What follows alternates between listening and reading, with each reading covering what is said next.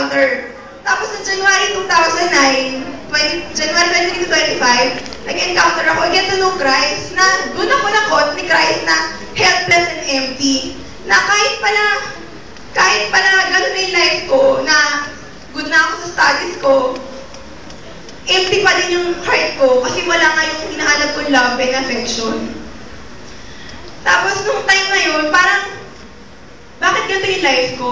Nagtanong na talaga ako. Tapos, January 25, 2009, night yun, nung umuwi ako sa bahay, after the encounter, nakita ko si Mama, niyakap ko siya, na parang isipin ko, ngayon ko lang ginawa to, bakit ko naiyakap si Mama? Pero yun yung feeling ko, gusto ko yakapin si Mama matagal na gusto kong makaramdam ng embrace, ng kiss, ng sweetness ng word niya.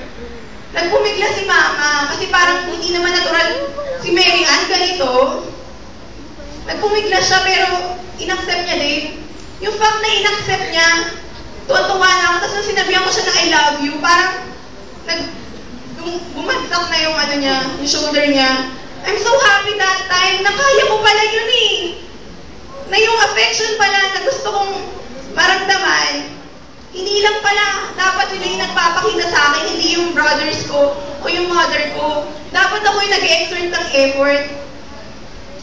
Na that time, super tuntua ako na kahit ngayong yung schedule ko ngayon, lagi na akong gabing umuwi. Pumupunta ako sa room nila Mama, parang i-kiss sila, i-hug sila, sabihin ko, Ma, nandito na ako. Na, I took for granted yung mother ko, tsaka yung father ko dati, na hindi ko pala sila nararamdaman. Ba't ganyan? Tapos, ayun, simula ng thing na yun na ginagawa ko, si Mama na rin yung nakasanayan, na parang pagdating ko ng isang gabi, sabi niya, o nak, panitig ako bigla sa tabi ko. Kaya naman pala eh. God had shown me na may love pala. Na kay God ko lang pala matatagpuan yung first love na yun. At ibibigay ko yun sa parents ko. Tinouch ni God yung heart ko at yung heart ng parents ko. Tapos ayun, hindi ako naging hesitant na mag-change. Na parang ang tagal kong ginawa ng mag-set apart sa mga gulang ko, sa mga kapatid ko, na ngayon hindi na ako nag-i-study dahil sa gusto kong maging excellent sa kanila na makita nila yung achievements ko. Hindi lang ako gumagawa sa Buyer of Vision sa kanila dahil na purpose kong makita yun at hindi ako tumutulong sa mga kapatid ko dahil dun sa purpose na yun. Kundi tumutulong ako dahil mahal ko na sila, na yung pagmamahal sa akin ni God, manifestation ng pagmamahal ko sa kanila. Na,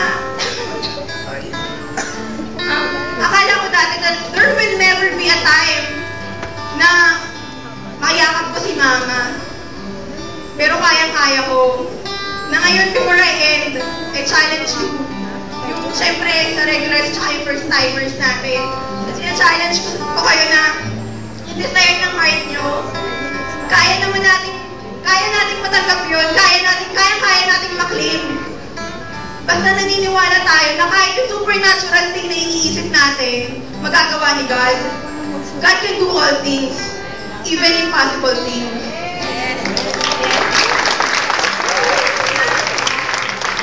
Na, sabi nga, parang ang hirap na change na ginawa ko talagang hindi ko na ginagawa yung dati na mag-hi lang Mama, basta bigay sila ng bawat okay na ako. Pero yung change na, Ma, I love you, hindi ko na yung magawa. Ang hirap sabihin sa akin sa isang tao na sa harap ng nanay mo, I love you. Na change, sabi nga, change isn't done overnight. It's a process. Pero kung gusto mong mag-change, do it in a big package. Na gusto mong change. At ang process ko, yung pag-discipline mo sa sarili mo, ng change na yun. At syempre sa mga first-timers na nandito, kung nararamdaman nyo, empty pa din yung heart nyo ngayon, at may kulang pa din, hindi lang sa family nyo, na I get to know Christ, you can also. Hindi pa ba ngayon, saan pa?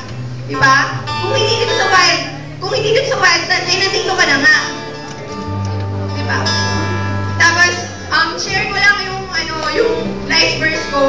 Hebrews 11, verse 1 and 6. Now faith is being sure of what we hope for and certain of what we do not see.